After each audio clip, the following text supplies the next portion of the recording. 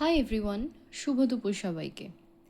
আজকে শ্রাবণের চতুর্থ সোমবার, আর পুজো টুজো করে উঠে আমি এখানে আমার খাবারটা নিয়ে বসে পড়েছি।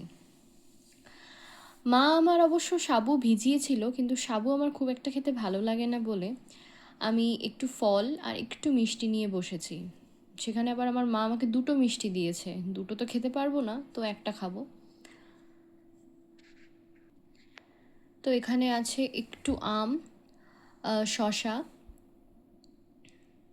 অ্যাপেল আর পেয়ারা, আর আছে দুটো সন্দেশ। তো এখানে একটা সন্দেশই খাবো আমি। তো চলুন শুরু করি। এই তুলসী পাতা দুটো ভগবানকে দেওয়া, মা আমাকে পুরো প্রসাদটাই দিয়ে দিয়েছে তুলসী পাতা সহ। তো এই তুলসী পাতা দুটো আমি খেয়েই নেব। তুলসী পাতা খাওয়া এমনি স্বাস্থ্যের পক্ষে খুব ভালো, এটা তো আবার প্রসাদ, কোনো কথা হবে না এটা নিয়ে।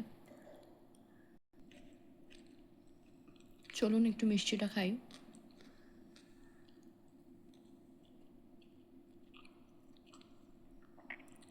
তো আসছি আজকে এই অবধি।